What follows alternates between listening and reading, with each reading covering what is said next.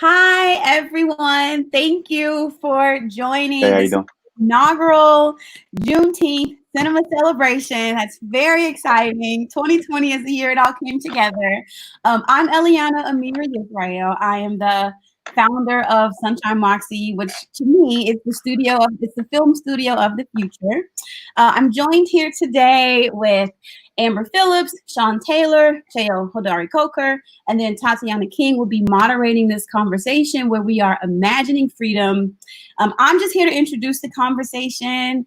I'm going to be watching like everybody else because I really want to hear what our guests have to say about. We're discussing the two films that we saw today in the celebration. We're discussing Daughters of the Dust and the film that it inspired, which was Lemonade. And we're using those films to sort of kick off a conversation of what freedom looks like um, for us as Black people through the lens of cinema, through the lens of us as the storytellers, through the lens of us presenting the vision of our freedom. So thank you so much for joining. Enjoy the conversation. We've got all of our Twitter and our social media ads here. So please also feel free to engage with us after the conversation. And from now, I'm going to throw it to Tatiana King, who is going to lead and moderate this talk. Thank you, Ileana, and thank you everyone who is joining here at the Juneteenth 2020 Cinema Celebration. As she mentioned, my name is Tatiana King. I am one of the hosts and owners of For All Nerds, which we talk about geek and pop culture from the perspective of people of color. I'm also a writer, a producer, and gamer, amongst other things. So I know you guys see me around on the socials. You can hit me up at Tatiana King. So like we said, we're going to be talking about Black freedom, Black liberation, and the two films that we just watched a few moments ago, or really a few hours ago. And I think that that's a great place to start. So really, to everyone here on the panel, how does envisioning Black freedom impact your work? And what is your ideal version of Black liberation? I don't know if there is an ideal version. Mm. It's just the ability to communicate oneself visually and ultimately to pursue what I think anyone with a political consciousness and an opportunity would do, which is unadulterated Black consciousness. You know, Mm. and I think what freedom is the ability to express oneself for oneself and at the same time for one's people. You know, that was really kind of the thing that we try to do with Luke Cage, which is that um, I basically, because everything for me is music, I modeled the show on albums like Songs of the Key of Life, Miles, by Stevie Wonder, or Miles Davis's Kind of Blue. Um, things that, or even, Miles Davis's Bitches Brew, things that I would call, inclusively Black. And what I mean by that is, like, you listen to Songs in the Key of Life, you listen to Prince's Sign of the Times. These are records that are just incredibly deep and entrenched in the Black experience, don't explain anything, hold no court, draw no quarters, but then at the same time are also mainstream because it pulls everybody in. It doesn't cater, it's only really, particularly Songs Key Life. It's a record that's for us and speaks to us, but doesn't make anybody else feel left out. And, as much as people want to try to say that our experience, even though we are the cornerstone of popular culture, period, rock and roll is ours. I mean, there isn't a single what you would call American art form that we haven't touched and completely flipped and made our own. People like to say that, we're a niche, and we're not a niche. We're the whole fucking game, as far as I'm concerned. We But are. but there's a way of doing that, Yeah. without making people feel as if they've been excluded, or it's. I kind of want people to feel, even if they're from outside the culture. I wanted people to experience Luke Cage the way that I experienced Train Spotting. Like, I knew nothing about Scotland, I knew nothing about heroin, but Danny Boyle's movie dropped me into the middle of something, and you just had to figure it out. But visually it was cool, and you were like, okay, I want to learn more. I want to, there's something about the way that this story is being told that, even though this is not my experience, I'm just drawn into it. But at the same time, if you were from Scotland, and hey, if you shot heroin, you probably like that movie. We're like, yo, this is speaking to me. And I'm not saying, I'm not. Please don't say that I'm comparing the Black experience to, to being Scottish or shooting heroin. But what I'm saying is that, I wanted something that spoke to us. But then at the same time, if this was your first experience, you're not going to drown. You'll float if you stop flailing. You know what I'm saying? And so like I think that's the thing is like Beyonce makes Beyonce records and she makes records for us, but they shake the world, you know. And even Daughters of the Dust, it's a beautifully shot movie that has nothing to do with any aesthetic but the beauty of blackness. And that's the thing. I mean, I think that's really the dream ultimately. Yeah. And I just want to touch upon how your opening where you mentioned that it doesn't look any one way. And I think that's vastly important because we're talking about, you know, true liberation, which has to involve intersectionality. And personally, I just feel unless all of us are free, all of us in the Black community, Black diaspora, African diaspora are free, then none of us are free. So it does look different to different people. So with that, Sean or Amber, would you like to share your thoughts on what you think Black liberation looks like or your ideal version of it, if there is such? Yeah, I think we'll take, I'll go ahead and jump in. Hi to everyone. My name is Amber J. Phillips, also known as Amber Abundance on Instagram, also known as the High Priestess of Black Joy, for those of you all who have heard of the Black Joy Mixtape podcast, one of my first true loves and children. And when I think about, I've been having this conversation a lot about what is liberation. And for me, I especially take the lens of someone who is a fat, queer Black woman when I think about liberation, because I understand so much, even when you study like the Black radical tradition, if you look at some of our movement spaces, whether it's the Black Panther Party or SNCC, we know that Black women have had a hard time taking up space in those areas. We've been overlooked in creating what a radical Black future, or I wouldn't even say we've been overlooked in creating radical Black futures, because I think especially in our deaths, people turn to the words of Fannie Lou Hamer, they turn to the words of Zora Neale Hurston without ever acknowledging why these people died broke, or why these people died with so few people who allegedly loved and supported them, without ever accessing that kind of joy and liberation in life. And they contributed so much.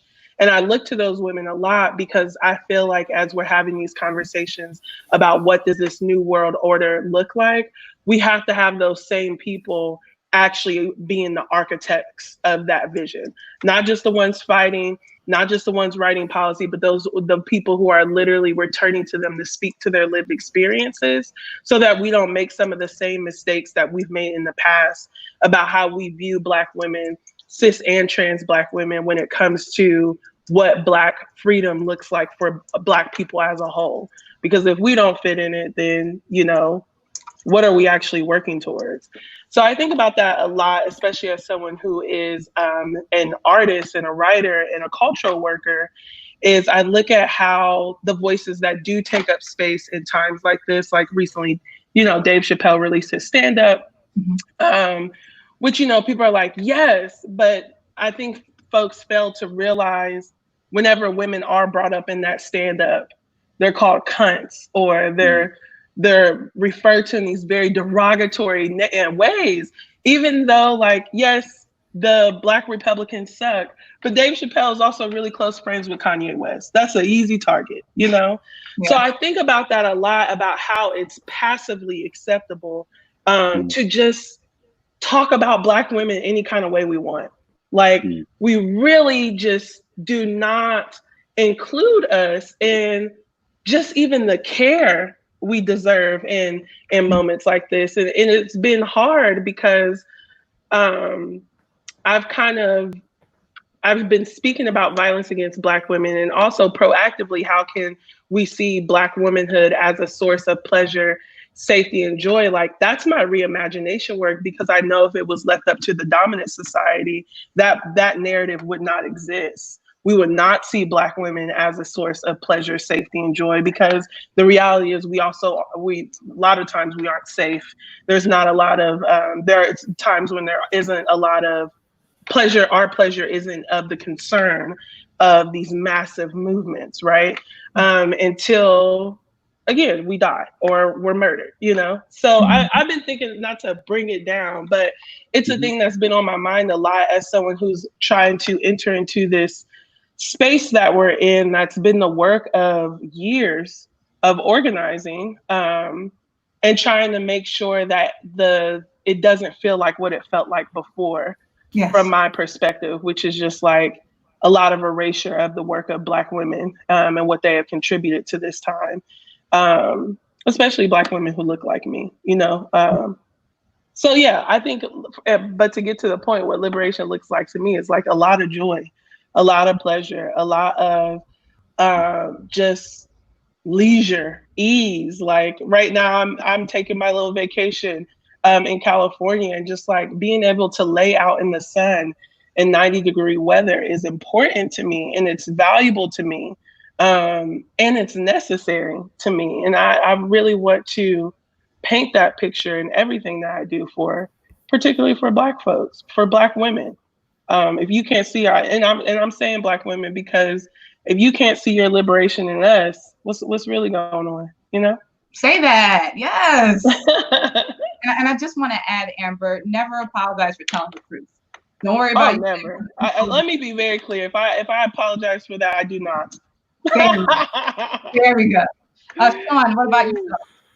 I think for me, it has to be. There's a couple of things. One, it has to be pan-diasporic, right? I mean, 'cause I think my folks, my mom's Jamaican, my dad's from Puerto Rico, and so I have a different worldview. But I grew up in Fort Greene, Brooklyn, so it was like I had an African American experience outside of the home, but inside of the home was West Indian.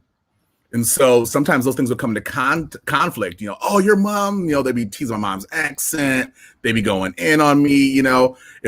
I bring jerk chicken, I bring goat oxtail to school. They're like, nah, man, what is that? You know, you would get roasted. But the thing is, it's like, when you look at, I think of myself as a global citizen of the African diaspora, because wherever I go, there's Black folks, I feel comfortable. But I feel more comfortable in an international global setting than I do in the States because of the hyper stratification of Blackness in the United States. And there's something about that is so unnerving. I'll give a true example. So I was with a group of guys before we got into the whole 12 Monkeys shit that we're in right now. I got into, I was with some friends of mine, and I was like, oh, yo, yeah, we got to call up Mike because Mike is a real dope artist. He's like, oh, man, we don't listen to no faggots. And I was like, yo, what? I'm like, what are you talking about? Oh, he's like, oh, you must be one too. I'm like, I can't have a boy who's gay, who I love to death, and invite him into our squad without you questioning my sexuality or being violent towards him. And so I'm petty. So I called everybody who was going to work with this cat and soured his business so he couldn't get any more business anymore. And I told him I did it. It was me. But I'm just like, because the thing about it is, it's like, if we aren't, because if you think about just, you know, coming from, similar to Cheo, I come from music journalism, music, everything. And if it wasn't for Black queer people, there'd be no popular culture. Every dance you like, every slang you like, and there'd be no Vine. there'd be no TikTok. That's the start and the finish of it. Yeah. That's it. Like, y'all had all the memorials for Little Richard, but y'all made fun of him because he was gay during his life. Like, let's be real. The originator of rock music is a gay Black man. Yes, and a gay Black woman playing the guitar. Sister Rosetta Tharpe. Let's talk. I mean, but the thing is, though, but when you are a straight Black man who's seen as a pillar, I'm not trying to stunt, but I'm like, people think of me as a solid dude, family, house, whatever, and you start including women and queer, your whole masculine identity gets challenged, sometimes violently, because of who you want to include in the conversation. And for me, liberation is for me to be able to walk down the street with my trans cousin and not have to punch nobody in the teeth. Black, white, Asian, whoever, right? I'd like to be able to be okay with, what are you doing? Why are you taking 2 weeks off of school, 2 weeks off of work? Well, because my wife has to go travel and get her career on and not be questioned because, oh, Black men's supposed to be. Because also, too, I think Black masculinity is in this really ugly crisis right now because growing up, Gen X, it was shut up, keep it to yourself, earn, and that was it. Now it's like share, be vulnerable. And we never had a transition period. It was a light switch flipped. So a lot of us are like, how are we supposed to go from LL Cool J to Ferris Bueller? We can't do that. Like that's impossible transition to make. And so I think a lot of brothers aren't making the transition because they've never had the space to make the transition. Because when they do, they get just completely lambasted by the other ones who are behind them psychically or emotionally or culturally or whatever. And so for me, it's just like true Black liberation is being able to be Black in whichever way you be Black, as long as it's not harmful, Stacey Dash, to be able to be as Black as possible, as queer as possible, as trans as possible, straight as possible, whoever you are, but we can all rock with each other and not having to actually see how gender negatively impacts race or how race negatively impacts sexual and all this other dumb extra shit. My grandma said this beautiful thing to me. She was like, why would you give the devil more arms with which to choke you? And I think that we add so many extra bullshit to us that makes our lives hard, and we're doing it ourselves. To ourselves. We have to be honest about that. So for me, Black liberation would be, I got a trip to Ghana planned. Then from Ghana, I'm going to Senegal. And like, I want to be able to bring some folks with me. Like we did 4 years ago, we brought some kids that got out of juvenile hall. We brought them to Ghana. We raised about 40 grand and brought all these kids to Ghana. And just to see, they're like, we fly planes? We do this? And to see them like, where their whole minds shift. And so that's what I want. I want this global Black African diasporic mind shift. It's like we are, you can be specific without being unique. And that's my liberation, is us being Black specificity is what I really want to be able to have without any qualifiers or conditions. I agree with you wholeheartedly. I'm not even going to add anything to that. That's just beautiful. There's a couple words you said that made me think about the films that we just watched. We just watched Daughters of the Dust as well as Lemonade. You said the words global and conflict. And I immediately was thinking about Daughters of the Dust, where we see a Black family leaving the safety of very rich traditions of their ancestral home in order to join a larger community, which may or may not be as rich depending on who you talk to.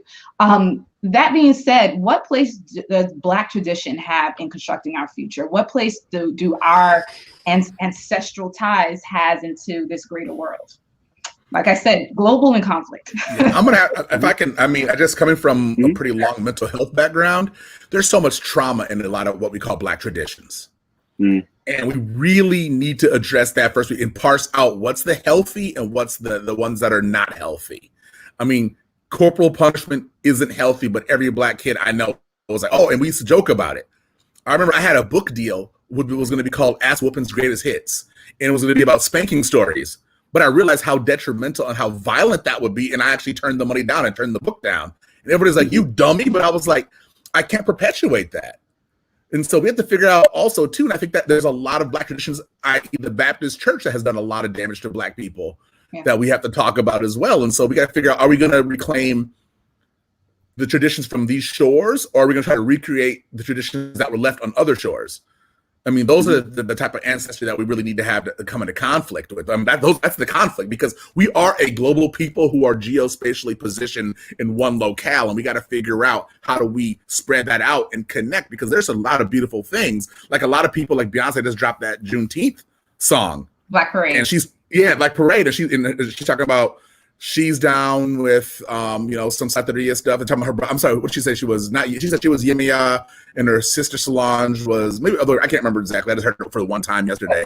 She was referenced Oshun, and then her sister was Yemiya. Yeah. And then people are having knockdown, drag out fights about whether or not she's allowed to do that because of her weave, because of her skin tone, because of her, and because she's rich. And I'm like, those conversations those are probably necessary conversations in an ecclesiastic sense, but the question is, are we making our culture so precious that we're making it more exclusive than it needs to be, especially our ancestral traditions? And so that's where I'm kind of stuck as far as when we talk about that, because I know for a fact I have a great grandfather, Triumph McConnell, who was chopping British people with machetes in Jamaica, and I claim that all the time.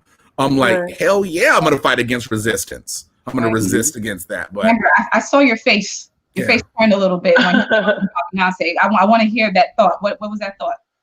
Well, it's just, I find that sometimes we gatekeep traditions that are really so abundant, that they literally have so much room for all of us. So when I hear like, I'm on a different, I'm a Beyonce stan all the way. So I'm on a different part of the internet at this point, especially after she stood in front of feminists and upset so many people. I just don't see it anymore. But when I think about things like, why judge any Black person who is being called home, right? Mm. All of us have a journey to get there, and all of us deserve to walk on that journey. Those ancestral traditions are open and they're ripe for us to begin to study them and to really dive into that language, that history. I think about how I have so passively participated in Christianity all my life. And no one told me, like, there's no gatekeeping there. There can be, the mothers of the church, God bless them. They're going to do a little bit of, where's your handkerchief? Your skirt's a little short. But when it comes to ancestral traditions, it's like that information has been robbed of us, that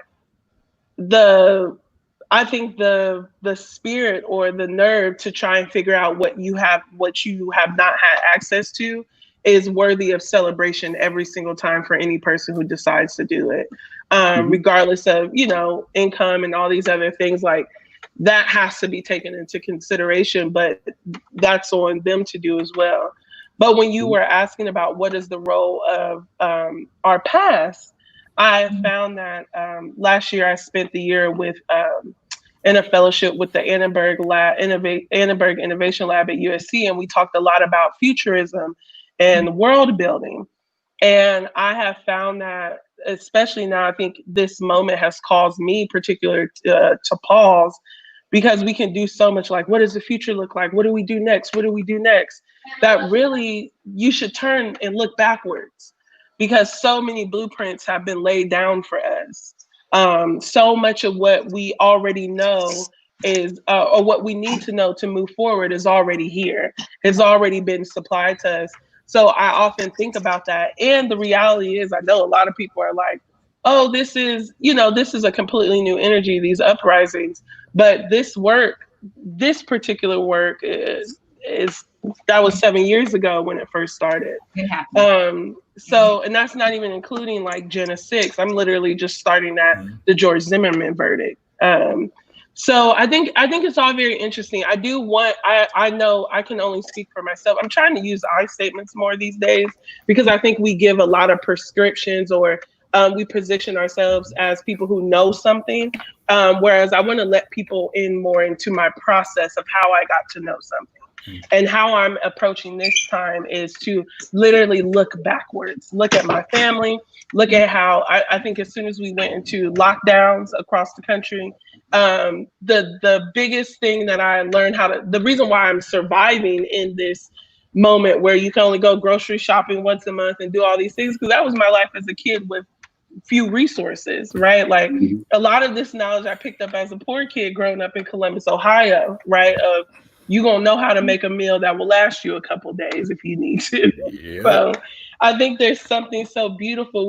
We look for validation along our careers of like, well, this was in this publication, or this person recognized you, but there's so much work that we can be doing, or so much to learn from honoring the folks in our family who would never be mentioned in the essence, or who haven't made the strides that we have made in our lifetimes, that they are just as valid, just as valid, and have just as much to offer. I think to kind of to add to what everybody's saying, I think we have always been hypercritical of ourselves. I mean, this is nothing new. I think the big difference is that now, because of technology, now because of Black Twitter, and because of all the different ways we interact with each other, these smaller conversations that we've always had are now instantaneous and simultaneous on a global scale, on a second-by-second basis. And so it's not that these arguments or these discussions, who's real, who's not real, who can say this, who can't say this. It's not new intercourse, verbal intercourse. It's just now amplified, and it just hits like at the speed of thought, like around the world. And so it's just interesting, with all it's on one hand, you can look at it as okay, why should we gatekeep? As much as we've been scattered and oppressed, why should we continuously, whittle at each other in all these different directions? But the other part of it is, it's these kinds of arguments and what comes from them. I think I don't want to say that there's beauty from it, but you learn so much from what happens and from finding, you know, where your place is in terms of what you think, and then coming up with either a way of voicing either support or saying actually what they're arguing about is wrong. This is what should be said. This is what should be talked about. And I always think back about, you know, in those days, which it's for this new generation is so hard to, you know, as a fellow member of Gen X, you know, remembering what it was like before we were able to do this, you know, like this. And even thinking back to, like, you know, when the first time I heard Malcolm X message to the grassroots, when he was talking about the need for us to unite as Black people and to have our arguments behind closed doors. But then again, I don't think that Brother Malcolm could have even imagined something like this, you know, a global network where we would be able to, you know, support each other or talk about each other or any of this kind of thing. And really you know, I think it's the strength of it. I think, you know, there are times when we need to understand and remember the power of opinion and the fact that it can be voiced. And you're seeing that now. You know, you're seeing the way that we're mobilizing. And although, you know, there are people in the older generation that say, oh, okay, tweeting and saying something, you know, that's not a real movement. It's changing minds and it's mobilizing people in ways that, and with a power that we've never had before, you know. And you know, it's even coming down now even to rap battles, like the whole, you know, No Name versus J. Cole thing, which is that's a lot. Is fascinating, which is a different kind of battle than I think, you know, I've ever seen. You know, somebody responding, you know, feeling called out when he wasn't necessarily called out, then the response being like, yeah, I did call you out. And then both responses in the back and forth making you think, wow, it's just like, this is not like, you know, the typical thing that people battle about, and kind of hearkening back to a time when, you know, remembering just the strength of the medium, you know. And I guess that's the thing is that we're able to imagine a world and make it reality bit by bit, where we don't have to have these questions anymore about, you know, who's more Black, or, you know, because our entire spectrum of thought and of being is present and can no longer be, you know, denied in the ways that it has in the past. Yeah, and you know, you said something interesting, Cheo, about the strength of the media, and particularly Twitter, social media, even this platform we're on now. We're streaming live on YouTube. And the fact is, part of the reason why this, and Amber, you mentioned this, just this time feeling a little bit different from 7 years ago, from 5 years ago, from all these years ago where we've been doing this work, and obviously well beyond that. But we're in the middle of a pandemic still, in case people forgot. And you have somewhat of a captive audience right now. So you have a direct line of communication to them. And then what you're saying about the conversation between like No Name and J. Cole right now, it's like literally you have just millions of people sitting there and are hyper focused on what's going on. They're hyper focused on this conversation. And I think it's good to have this overall dialogue to kind of better assess where we are as a many people. I want to get back to Daughters of the Dust and Lemonade a bit, particularly with Lemonade, because multiple videos within Lemonade illustrate the line from Daughter of the Dust about the role of carrying our ancestors. So the quote is, "We are two people in one body, the last of the old and the first of the new." Particularly in Formation, you see the Black women in the parlor and the young Black girls, including Blue Ivy. And in Freedom, you see the mothers of the movement and the younger women at the retreat. How do you believe we hold our ancestors within ourselves? And also, how do our ancestors help shape our freedom? Yeah, one thing that's been really making me angry is when these people have all those little signs and shirts talking about, "I'm not my ancestors." I was like, my grandmother is stronger than your entire family put together. Like, I gotta jump in because that's actually something I told our wonderful host here. That pissed me the hell off. Okay, I was like, how dare you know who your ancestors are? How dare you? And first of all, And I'll get it back to you for a second. I just wanted that bothers me so much because one, it's a bull-faced lie to say, oh, I am not my ancestors, I will F you up. Your ancestors did F them up. That's why your ass is here. So let's go ahead. And number two, that's just ridiculous. At least in my view, you are your ancestors. You are the culmination of all those generations. And then you yourself will be the generations that come after you. So what are you talking about? But anyway, back to you. No, man, I know. For me, it's not only intellectually and historically disingenuous. It's once again illustrating why Black people hate time. So I think because I say that because you look at all these young hip hop people who don't want to see that they're rappers. I'm a rock star. They don't want to acknowledge the Moses or the whoever came before them, MC Lights, Jean Grays, whoever. They want to start like they weren't part of a continuum. And I think that comes from the slavery wound. Because when we think about ancestry, most of us always go back to, oh, they were slaves or they were entrapped. And there were so many of us, especially, because I teach at university at SF State. And a lot of my Black students, when I'm teaching them, their only historical reference is slavery. That's their idea. And Kojo Oshun says that we should think about slavery as being the modern interpretation. If we're talking about philosophy, that's the modernist beginnings of Blackness, right? But I think that Muda Baruka says something like, slavery isn't Black history. It interrupted Black history. And I think that we can start really looking at how, if we can get past the slavery route, I think we'd have a much deep, and slavery is a part of it. We have to be honest about it, but we also have to understand that they were having an entire civilizations before slavery even hit.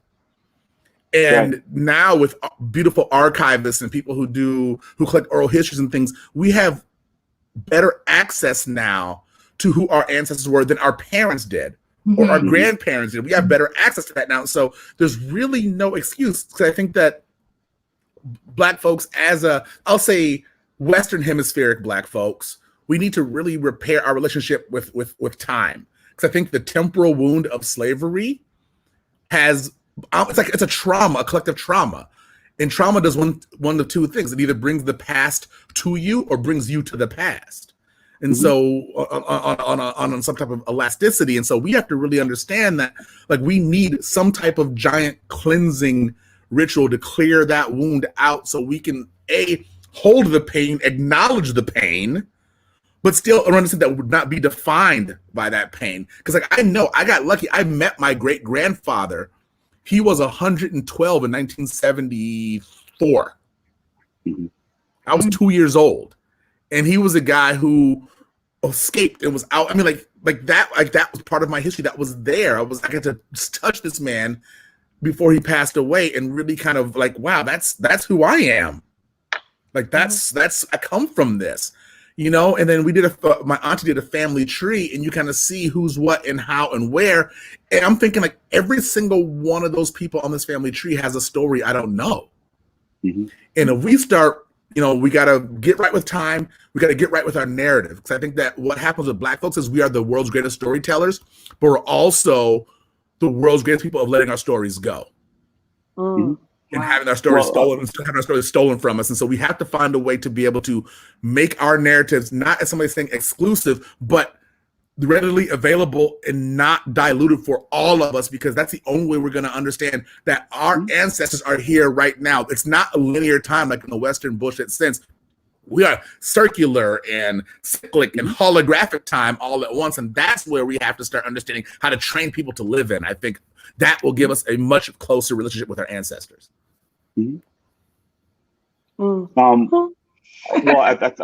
I think one of the things is that we've always been about innovation, and one of the keys of innovation is always never being satisfied with the present, looking for the future. And sometimes I think stylistically we've always been very quick to abandon our past. But then again, also in terms of history, it's like history for us has always been used as a bludgeon. And so when your young generation is constantly shown images of everybody loving Martin Luther King and I Have a Dream without, acknowledging the fact that he was murdered, and that he was very unpopular, and the way that, he was basically, there's no way around it. He was treated as if he was a domestic terrorist by the American government and by a lot of people that, thought he was radical. We're not even talking about what Brother Malcolm was doing or any of the other movements. And so I think what happens is that you have this new generation when they say, I'm not my ancestors, they're so used to being, hold hands, we shall overcome, without really understanding, the breadth of the civil rights movement. Like, that's why they'll say it like that. And then at the same time, I mean, I think, so many artists shirk responsibility when it comes to politics because, for our generation, Public Enemy, whether it was Chuck D, whether it was KRS-One, whether it was, Queen Latifah, whether it was, Tupac, when he wanted to be political. I think our generation gave that generation of rapper, because we knew we were never going to see a Black president.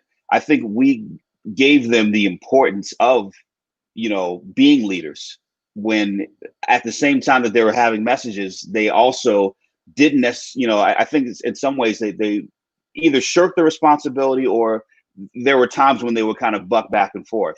Whereas this new generation, now they just want to be artists. They just want to be free. And I think sometimes they forget their power or their responsibility to the ancestors because of the fact that so much was sacrificed to get us to this point. And so I just think that the only way to counteract it is just, we got to talk about it. We have to constantly, remind people, that the struggle is not over, and it's never ended. It's consistent, and it's perpetual, honestly, because, we're still attacked on all sides. And there's something about that to me, though, that is beautiful to watch. I mean, like, part of me, I'm conflicted. I love to see Black artists just being Black artists and playing, being able to play, being able to, without the burden of responsibility, without the burden of the culture. But then I'm like, you got 1.9 million followers, Kat, and all you could talk about is your gold teeth. Like, come on, bro. But then part of me, so I'm conflicted because I think that the burden of representation is heavy as hell. Mm-hmm. On so many different ways, but then am I limiting another brother's or sister's freedom because I'm judging them by their content? And so it's an ugly thing, because I want nothing more than Black freedom and liberation, but then I have that same conflict, wondering like, well, damn, if we don't work towards it, we ain't gonna get it. I'm like, are y'all just LARPing right now, freedom, and not really understanding it? Like that's what I'm wondering. And so I get conflicted, and it's not to contradict what you're saying, Cheo, at all. It's just that I'm really just feeling like I feel the conflict of freedom versus the burden of our people, and I think, and I know, are we the only people that go through that? I'd say for this way, yeah, kind of. I think that we are always second guessing ourselves. Like, you put out some art, you're like, oh, I got to consider 40 million different interpretations of streams of Blackness for this art. I know I do. That's why I stopped writing negative reviews on Nerds of Color. I don't do negative. I only now big up things that I like, because I realized that by me writing negative review, I mean, unless it's like if it's like harmful, like Picard, I'm gonna roast Picard. Like, if it's harmful, but if it's not harmful, I just let it go now and only big up the things that I like, because I'm realizing that I don't want to be a gatekeeper, because I don't think that's the position I want to be in. I want to make sure that people are as free to play in the full joy of their Blackness, any way they want, as long as it doesn't harm anybody else. Right. Now, what the both of you say actually brings up a question to the panel, and I want to actually hear from Amber first. You both talked about, you both are from Gen X. I'm a millennial. I'm not sure what generation you are, Amber, but you can answer after. Millennial. You're millennial. And then there's also Gen Z, which is also the millennials and the Gen Z are out there right now. That's the most visible people you see out there right now, protesting and marching and things like that. You both bring up, Cheo and Sean, generational responsibility. And, I see that with a lot of conflict personally, because I wholeheartedly believe in letting our generation and on up just having the creative freedom to be, that we shouldn't have to have, as you mentioned, that burden to say, okay, well, now we got to represent the best of the best, because to me, then that starts speaking into the respectability politics lane. At the same token, it's just like, all right, but if you do have a platform with millions of people, you want to use it responsibly. So, Amber, just from that understanding, like what are your thoughts on that generational responsibility? When I was listening to y'all talk, I am reminded that we are a Black life. Like, I am a Black life. However I choose to keep this thing running and in existence is enough. Like, this, I think sometimes there are these assumptions that, all of our ancestors were on the freedom side, and they weren't. Some of y'all are connected to some ancestors who would not be invited to the other side, and that's just the truth. And I think we mentioned J. Cole earlier. I've been thinking about him a lot in the context of how little it takes for us to see Black men as Black leaders around our liberation. Like literally, J. Cole just busted out with some locks, and we're like, oh, you must have something to say about liberation. Turns out he doesn't. Turns out he's so far off the mark. He should shut up. Like he should be quiet. So I think some of our artists, like, I don't want them that, as much as as much as you want them to talk about these issues, we're sometimes better off with them being quiet. So I think when I think about generational responsibilities, it's like, know your batting average, know your weight class, and talk honestly about what you still need to do. And I think this comes up a lot. Like, I only feel that way the majority of the time when Black male artists are talking. Like, they literally just, they think buying Black will save us. Black capitalism is somehow the answer to liberation. It is not. It is one way to go about it if we want to keep open the local bodega, but will that get us free all the time? Absolutely not. There are tons of Black capitalists who are taking advantage of Black people. May I point you all in the direction of Diddy? Like, Diddy had artists caught up in a bunch of shit. So I don't know if I can cuss, but I figure since, it's a lawless society right now, I'm just going to be honest. So I think in those terms, one of the biggest lessons, if we're going to talk about generational carrying on the legacy of our generations before us, a big thing that got a lot of people caught up is patriarchal violence.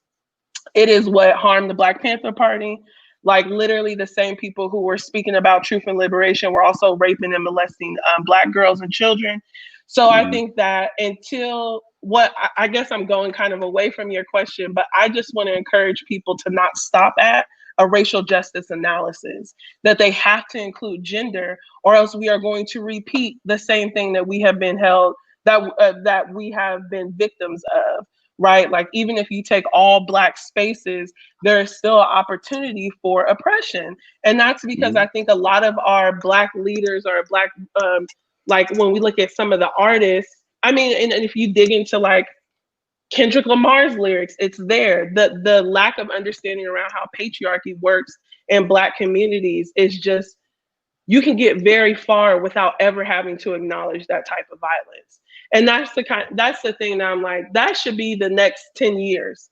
The next 10 years is getting Black men to not only talk about how they need to cry and let up some emotion off their chest, but literally acknowledging the ways that they are causing harm, because they want so badly to just replace white capitalism with their face.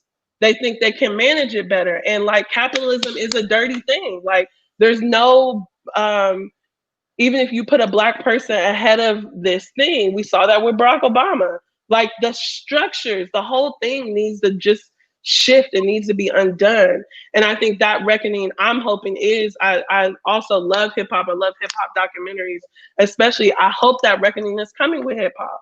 When we talk about people like Russell Simmons, we have to talk about the harm these same Black structures have done to other Black people who are women, who are queer, who are gay, who are trans. And if we do not do that, then they can't, what we're going to find is those same people who have been seen as leaders before will not be able to hold ground, will not be able to step upon a soapbox and tell us what they think until they get that thing right.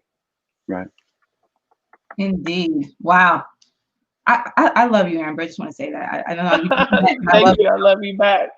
And I'm saying all this with love because I know I think sometimes people think if you critique, I was taught that you critique what you love.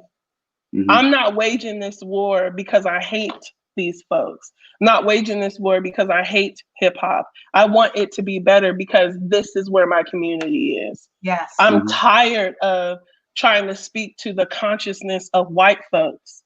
Like, that doesn't serve me, because in my dream world, they're not even there. Whiteness does not exist. The idea of whiteness was literally created to oppress us. So they need to do some work to figure out what they really are, who their ancestors are, what harms and wrongs they need to take care of. And I feel like my responsibility as someone who deeply values Black spaces is to keep ringing the alarm about how we're hurting each other. And not just be like, oh, men will be men, boys will be boys. We need to be focusing on the white oppressor. Oh no, ma'am, you're not about to get me over to Wakanda, and then turns out, I really recommend like Their Eyes Were Watching God. Like it's just such a beautiful book about how even in the absence of whiteness, Black women are treated as mules. And if we are really invested in Black liberation, we got to change that narrative, and we have to acknowledge how we have participated in it. And if we're not having that conversation, I'm sorry, I'm hitting mute on a lot of it.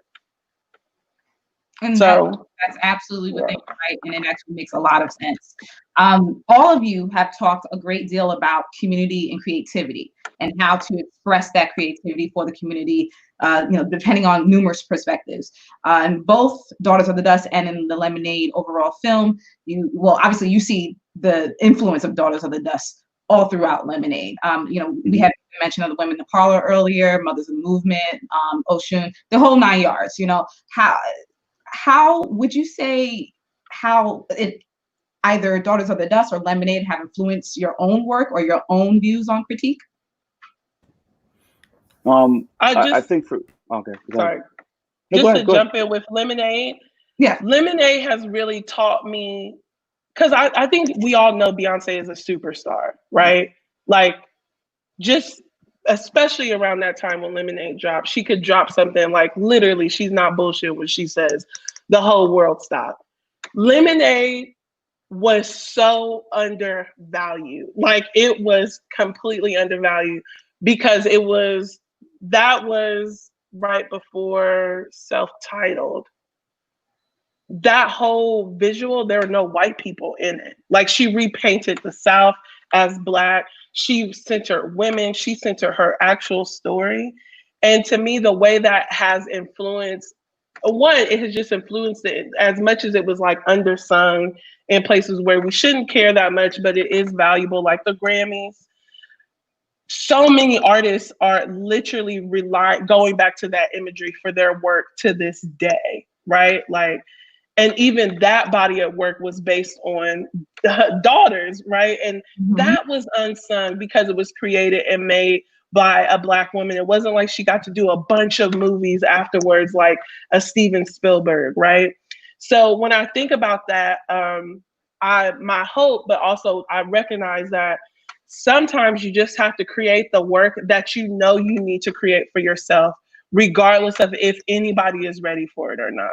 And I'm thinking about this now for the body of work that I have started to birth and bring into this world. I'm doing one of my first news stories for The Moth next Thursday. Oh. But I'm like, it's time for me to say these things in a more, my initial approach to creativity is to critique, culture critique, right? Like, I'm gonna break down this subject, I'm gonna give you information, but now I'm definitely in the place of, let me actually craft a narrative start to finish for you, where I don't have to tell you to trust Black women. I don't have to tell you to listen to Black women or trans folks are valuable. It's in the story, right? The story is giving you that context. So yeah, I think Lemonade has definitely influenced that for me. And I think Daughters of the Dust has just shown me how beautiful Black people are, period. Like, you can turn an iPhone on a group of Black people and get a piece of art. Like, we're naturally beautiful folks. Visually, there's so much to work with. Now that you have that, what do you actually want to say?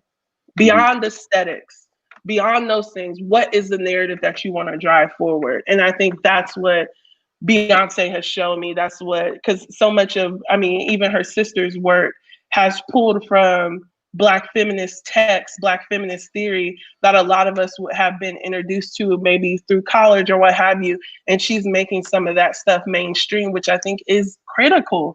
Like, we always talk about gatekeeping that stuff, but like, Black feminism deserves to be a mainstream idea, and white supremacy is. Yes. Like, I want multiple people to have access to that. So indeed. that's what I'll say. Sean, I know you wanted to jump in. And also, just for all of you to know, we've been given the green light that we can cuss away. So have at it.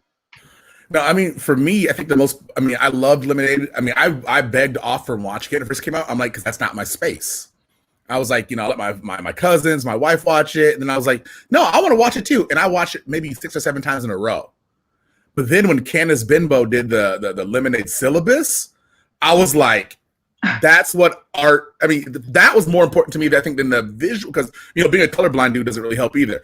but the Lemonade syllabus was one of those things where I was just like, this is the most, I mean, because it brought all these things that, like Amber was saying, that don't need to be gate kept, like out in the open. I was sending that link to everybody I could possibly, all the other fellow professors at SF State. I'm like, you need to incorporate this into your class.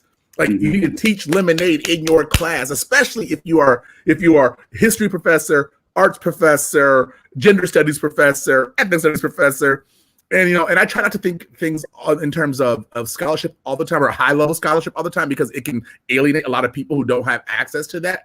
But so my whole thing is like, how do we get, so that for me, for what Candace Benbow did was to take from the tower to the street.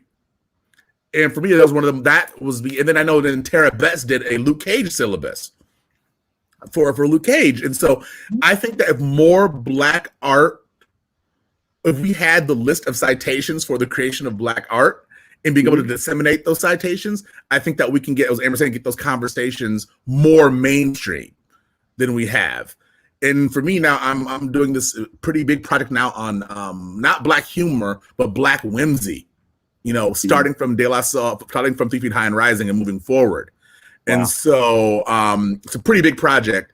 And I'm really understanding how Black whimsy has been embedded in so much of art that we don't consider it. We consider it surreal, when I think there's a huge difference between surreality and whimsy. I think there's a huge difference. And so if we are going to be critical of Black artistic contribution, we need to be critiquing it in the way that, say, Shakespeare is critiqued. I mean, we need to get, Sign of the Times is probably as Shakespearean as it gets as Black art, and we don't look at it as worthy of study as we would a Bob Dylan album. Nobody's even talking about what he's saying. Nobody knows what the fuck Bob Dylan's talking about, but we're not doing the same critical eye. That's the same thing, but having this critical eye, being able to take the tower into the street and then have that metastasize. Because when my students saw Lemonade and I said, your final project can be a podcast, a video, or a paper, I didn't get one paper out of 104 students. Right. Everybody was doing audio projects and video projects, not just with the camera and being bullshit, but putting time and effort and interviewing their grandmas about someone, showing how a grandma made greens and why that was important, having her tell stories. And so I'm looking through all my students' paper or all my students' projects, and I'm sitting there just like, one piece of art from one person who introduced it to 104 people. Imagine what that's going to do for all the people who they touch. And so for me, I think that it's kind of like before Lemonade and after Lemonade for as far as visual aesthetic culture and music, kind of like before Rakim or after Rakim when it comes to MCing. It's a sea change. And I think Amber's totally right. It did not get the critical adulation that it deserved or the scholarship that it still deserves. Yes. We're still catching up to it. It's ahead of us, and we're still catching up to it. Indeed. I mean, for me, I always kind of thought of both, the self-titled, the Black album is kind of what I call it. Yeah. I always called it basically Beyonce season 1 and Beyonce season 2, because yes, I love it. the Black album was actually a huge influence on Luke Cage, season 1, because of the fact that I just remember that weekend it came out and everybody just, like Amber said, everybody just shut down. Everything stopped for people to watch all the videos, listen to the record twice, and then just immediately just went on Twitter and just everyone just kind of just went crazy, talking back and forth and, all over the place. And I realized that in some ways it was one of,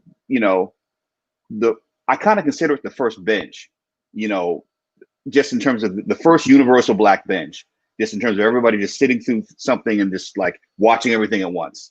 And I tried to match that energy for Luke Cage, saying, okay, if we can have this thing that can both mirror the intensity of a comic book audience, with a specific kind of, even though now it's nostalgic hip hop. And because all episodes are going to drop at once, and if the whole season can feel like an album, you know, is there a way to kind of match that? You know, and I think that was one of the reasons that we were able to be so disruptive in terms of being, you know, really the first and only show on Netflix to ever like disrupt the entire channel, because you have people from around the world. Yeah. Literally broke Netflix.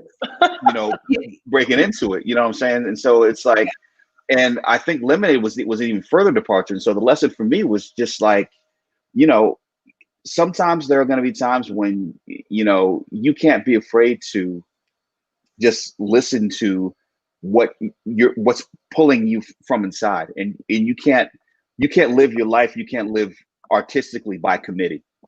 You know, you wait a minute, say that once more. I mean, I don't even know what I said. I'm you cannot live artistically by committee. That's so, especially when you're birthing something that folks you haven't done before and people haven't seen before. Sometimes you just have to steam full ahead. And that's honestly a question that I have for y'all about. One of the things I'm finding is how extraordinary I wouldn't even call it mundane, but like the literal ins and outs of our lives. Like I just read Heavy, an American memoir, and it just felt so simple but dynamic. Because he was just telling the truth about his lived experience. And that's what I have found when I break down all this other stuff, all the committee, that really is about telling that actual story, that what happened, you know, what, like honoring what our lives are actually like, you know, beyond, I always say I have to do a white gaze edit. That's the final edit that I do on my writing, is taking out all the things I might have put in so white folks can understand and really explain what I mean instead. But yeah, it's kind of a question I have for Black creators right now. Like, what are you zoning in on as like, this is how I need to say this. Right. And I'm interested in how did that work for you? What for me? I mean, like when you age, Well, I mean, you just, there are gonna be things that you're gonna want to do that, like it's hard. I mean, it's hard from the standpoint that you have to be inclusive of everyone and listen to a lot of different opinions. You have to, I think leadership is knowing when to put out an idea and get shot down and let it stay shot down because you're wrong. And then I think the other part is, you know, there are going to be times when you're just going to be like, this is what we're going to do and how we're going to do it. And you really have to kind of maintain that push and pull. And that's really the hardest part of show running, but it's also the hardest part, I think, that any artist face is, you know, it's like, what are you gonna like? It was, I was lucky enough to have a conversation with Prince. It was actually, we for Essence Magazine, it was actually one of the last interviews that he gave. And actually, ironically, led to us working together. The first show I was actually going to run wasn't Luke Cage. It was actually Prince and I were going to do a show for Netflix that he wanted to basically, you know, do this new power generation show. And like, I just, you know, I was lucky enough to go out to Minneapolis and hang out with him. And he talked about how after performing the Purple Rain tour, and I think he said it was 75 or 80 shows where, you know, and that's one of the best records of all time, Purple Rain. And he said that after doing that show and trying to match the intensity of the album and doing it that many times that it almost broke him. And he said, I can't repeat myself, even if it's the most commercially and most lucrative thing I can do. I have to push the edge, and I'm not going to play the same thing the same way. And so that's why Around the World in a Day sounds so different than Purple Rain. And that's why Parade sounds different. And that's why Sign of the Times sounds different. You know, he kept reinventing himself because he realized that if he just locked into one thing, even if it was the easiest thing in the world to do, he wasn't going to be satisfied with that. And I think that's really the challenge of any creator, is that, you know, you have to just have the ability to follow your dictates, but then also know that, okay, you have to challenge yourself, and you have to be able to do things that, you know, might not be comfortable, but you just have to kind of follow that impulse. And I often, you know, that's why I love watching people push the edge. Like, you know, I think, and also like grow, you know, like, for example, like, as much as I loved Atlanta season 1, season 2 is just at an even different level. Or Totally. one of the ironies of writing, you know, film and television is you're so focused on what you're doing. Sometimes, you know, you won't get to catch up with something until something like this happens, where everything gets shut down and you finally can catch up with things. So for me, I'm just catching up with Random Acts of Flyness, and that show, oh my God, it's so prescient, and it just captures so much, and it breaks so many rules, and it just, like, it makes you wonder, like, how can this show still not, you know, be on right now? I mean, when it's needed the most, you know. I think that's the thing, is that you just want to continuously find ways to innovate, or, you know, or improve what you have. Like, so for example, I really feel like this season of Insecure is the strongest season. And watching like basically a lot of actors who, I mean, that, you know, I think it's been interesting, like watching if you watch all seasons, watching comedians evolve into actors is, because there are things that Issa as an actress can do now in season 4 that she couldn't do in season 1. You know, I think, you know, some of the things that, particularly Yvonne's performance in season 4, you know, is like, you really see like the growth, and that's really the one thing I love about television, is that you get to lock in to a group of actors and then watch them on a seasonal basis not only get better and more nuanced at what they do, but also hit emotional depths that you might not have thought even existed. And, you know, that's kind of like the dream, if, you know, particularly if you're able to do something like a sustainable hit television show, is, you know, can that show continuously, you know, raise the bar? And so, like, wherever it happens, I mean, I'm one of those people that I'm always I'm just as much a fan of everybody else as I am, you know, trying, you know, to get another show or the movies that I'm writing right now. I mean, you know, constantly in the shed. So because I think this generation, the one that I'm lucky enough to be a part of, we realize that all of our successes to a certain extent are shared, because every time somebody, you know, breaks the mold and pushes forward, it's really good for all of us.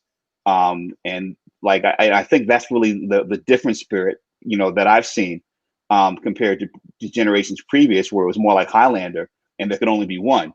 You know, I just really feel like there's a lot more collective, you know, joy and celebration when somebody does something that electrifies everybody, because not only is it great to see them prosper, you want to contribute in your own way, you know? Yeah. As we wind down this mystery that we have, we're in church right now, apparently, but as we wind this down, I have one last question for the panel. And Sean, I would like for you to share your words first, but, you know, just overall, within Lemonade, within Daughters of the Dust, Luke Cage, like all of the different projects we've talked about, touched on, overall, what role do Black creatives have in shaping our future and our freedoms? Wow. I mean, I think Blackness itself is science fiction. I mean, we were abducted by aliens, brought to a different world with technology. And I think Black folks think in science fiction ways. And I think that we've built multiple worlds.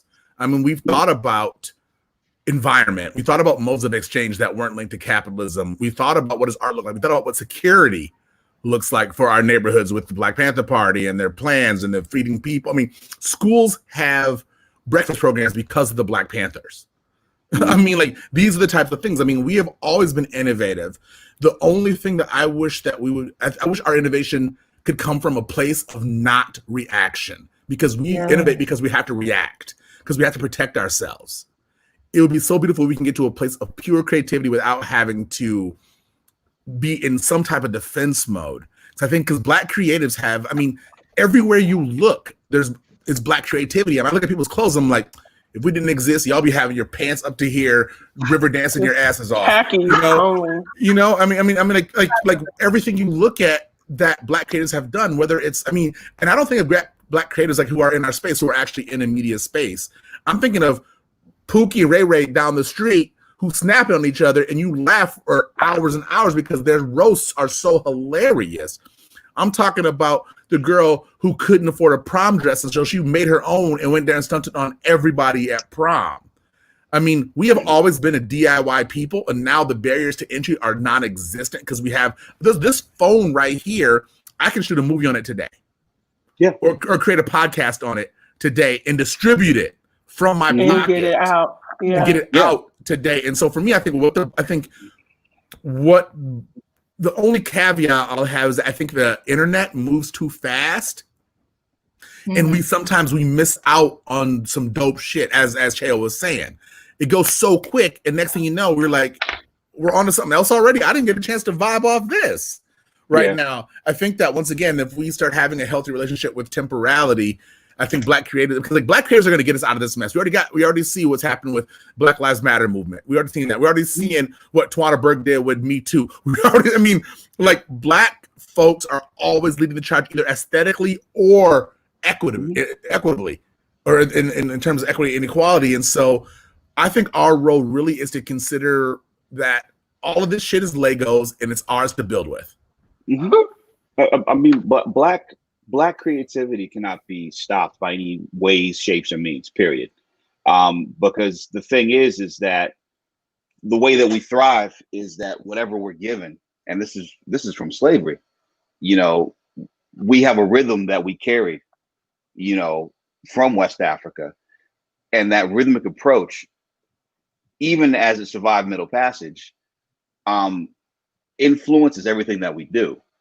And to the point of even how we flip technology to our dictates, because it wasn't until, you know, Black people in the way that we use memes and the way that, you know, everything is flipped on Black Twitter. I mean, you didn't know that you could communicate so much with like what, 200, however few characters it is. It doesn't matter. We figured out ways to just make it into something that it was never meant for. Even if you go deep into hip hop, when it was sample based, you know, samplers were never meant to be used the way that we used them. You know, it was supposed to basically sound like some Thomas Dolby, Surviving Me with Science type shit, as opposed to taking entire parts of records and, you know, flipping things and adding the layers and just doing all the you know, the things that have been done.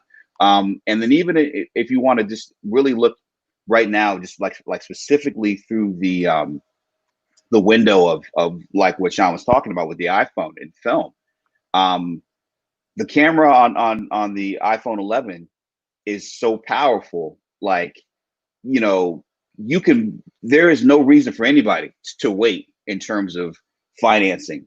If they have an idea, you might as well try to write it. You might as well try to film it with what you have, because realistically, you know, what Julie Dash did with Daughters of the Dust, she didn't have a lot of money. I mean, I think that movie was made for $800,000. And that's still $300,000 or $400,000 more than Spike had for She's Gotta Have It. And so you could do both of them right now.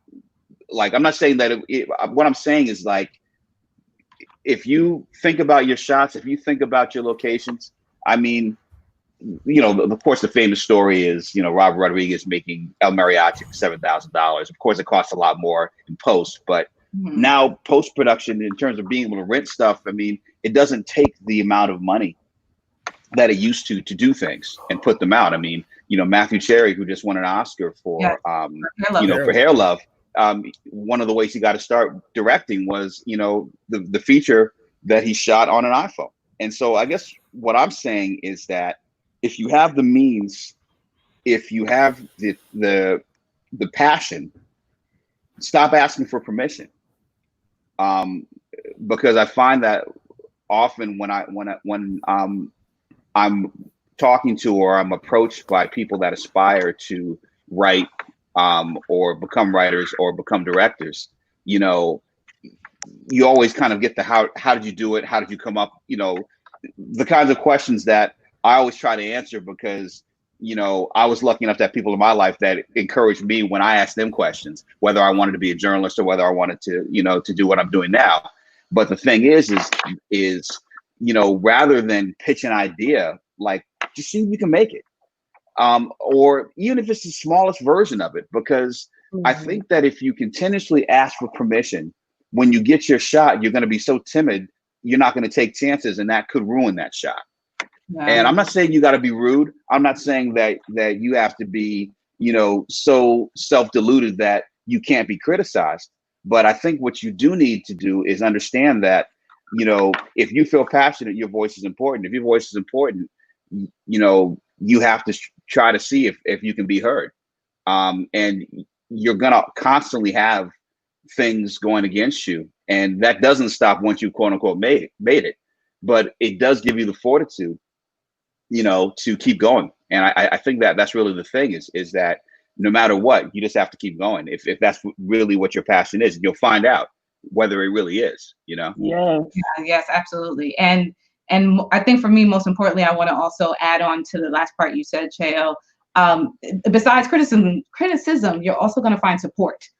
Hair Love was originally a Kickstarter campaign that I was one of the backers for that. And then look at where it is now. So just even that aspect of putting yourself out there, yes, it's terrifying. But you really never know until you try. What they say, you have to be in the game to win it. So sometimes you have to put yourself out there. That said, Amber, I want to give you I'm going to give the mic to you so you can have the last few words on this question about what role do Black creatives have in shaping our future and our freedoms? Yeah, I just +1 everything folks said before me of like, I was in this moment because I also think writing can kick your ass sometimes. You're like, please let me go. And especially when you're tapping into vulnerability, right? And when we're in the middle of a pandemic as well. But I was in bed up thinking about this story and I was like, why do you have to do this, Amber? Like, why?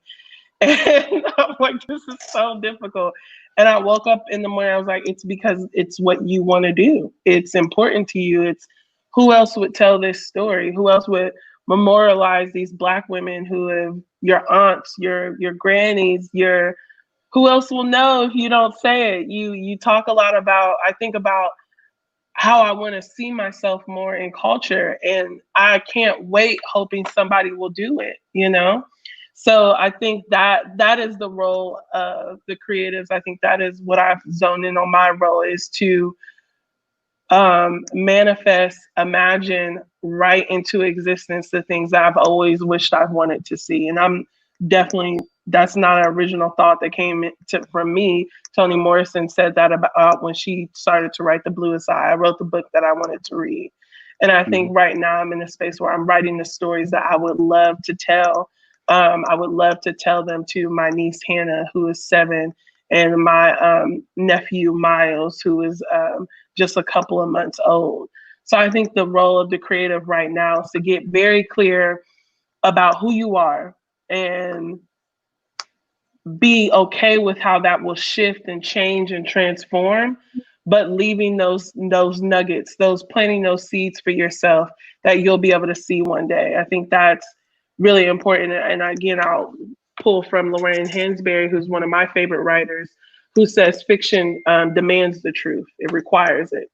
And I think that's the role of all of us right now, is to tell the fucking truth, and to tell it often and to tell it as loudly as we can. Even if people aren't ready to hear it right now, it's true. Whenever I have these moments of like, can I say that? And I'll say, is it true? Yeah. Then yes, I can say it. I can absolutely say it. So yeah, that's what I will say. And find joy in all this stuff. I feel heavy having this conversation today because I think it's just a very reflective day for me. But like, I play with humor. That's at the foundation of a lot of the stuff that I do, because some of these topics are hard, and sometimes you have to really weave in satire and really punch up. I remember it was a when we were doing the Black Joy mixtape, I was like, I bet the White House stinks. Like, I'm sure the garbage isn't being taken out. I just, because there was all this commentary, like the White House probably smells like coconut oil and, you know, lavender when the Obamas were there. And literally after we said it, the week later is like all these maintenance reports came out about the White House having bug problems, rats and rodents. And it's like, yeah, sometimes Octavia Butler told y'all too, if you tell the truth, yes, you might write a whole series of books that speak to exactly what is happening right now. So that's what I think. I think it's to tell the story, especially when it's keeping you up at night, and to tell the truth. Just tell the truth. Indeed. This has been one of the most empowering and impactful conversations I've ever had. And I've talked to a lot of people, but this was incredible. And I really hope that everyone who's been watching on the stream has really gotten a word into today. Again, thank you to the entire panel for your time, for your thoughts, for your love, and for your care. It's so important. And thank you to Sunshine Moxie as well as Black Girl Creates for having us here. Really appreciate it, for having me moderate. Before we go, I do want to make sure that each of you get a chance to let the people know again your name, where they can find you, and also what you do. So Amber, would you like to start that?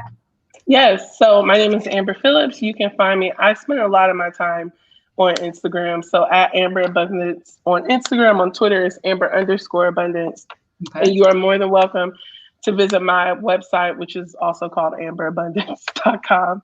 And I just be writing and creating and doing this thing called life out loud, and very, very present in that. So that's where y'all can find me. I mentioned earlier, I'm doing a story for the Moth next week.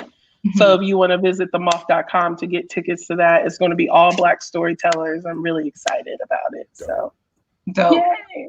Sean? I'm Sean Taylor. I'm one of the founding authors of the nerdsofcolor.org. One of the founding organizers of the Black Comics Arts Festival in the Bay, about to be in our 6th or 7th year coming up, which has been a dope experience. We partner with the Latino Comics Expo, so now we're the Black and Brown Comics Fest, which is dope. Yeah. I'm not good at social media. I kind of suck at it. But if folks could actually go to popcollab, popcolab.org. I just wrote a thing about how fandom can be used in a tactical way, and how fandom could be used for social change. And so it's a open letter to fans to really counteract the toxic fandom that's happening out there. So if folks could take a look at that, share it, give me feedback, I would love that. And so want to also give props to Tatiana. You can facilitate your ass also. Thank you. That was the dopest conversation. Since it's been lockdown, there's been a lot of these types of panels I've been on, but the way you handle this, I want to appreciate you, give you your props. So thank you. No, absolutely. Thank you. And again, this was just being a part of this was really incredible, and just wanted to thank you for pulling us together, because it was just really good just to talk about these things and to talk about, these things together. I'm Cheo Hodari Coker. I was the executive producer, creator, and showrunner of Luke Cage, which got unsummarily canceled after season 2 with a kind of cliffhanger. But things move on. I'm now doing things with Amazon Studios, working on a couple of potential shows, and also I've been working on some screenplays. The only reason that I don't hype things is that I always believe in things being done before talking about it. I think sometimes what happens is that you put all this expectation, I got this, I got this, I got that, or you make the announcement and then nothing ever happens. I'm very much, of the mindset that you do the work, and then after it's done, you talk about it. So I've got some things coming, knock on wood, they get made. And but in addition to that, I really honestly, beyond the writing, I've been active on Twitter a lot more, where I'm found under my name, but Cheo, CHEO _ Coker, COKER, where I comment. I'm still a fanboy, so and a fan, so I comment on a lot of stuff, and I think people are kind of surprised not only that do I comment on a lot of things. I'm also pretty self-deprecating when it comes to stuff that I've worked on as well. So I'm just constantly open to conversation. Instagram, I'm not on as much, but it's my name, CHEO _ Hodari, HODARI _ Coker, COKER. But yeah, I'm just out here, and like Amber said, I'm just trying to create and live life out loud, so to speak. You're out here just trying to function. I hear you. And my name is Tatiana King, at Tatiana King all over social media. I'm a writer, producer, podcaster, and host. And please, please, please follow us as well on @ForAllNerds. Again, we are a brand that speaks about geek and pop culture from the perspective of people of color, hosted by two Black people, myself and my podcast partner, DJ Ben Amin, and we're both Howard alums, HU, got to throw that in there. Once again, thank you again so much to Sunshine, Moxie, and Black Girls Creative for this Juneteenth 2020 Cinema Celebration panel. It's been so fire, and I can't wait to watch this again because y'all was dropping mad gems like the whole time. So thank you again, and I hope everyone has an incredible, incredible day.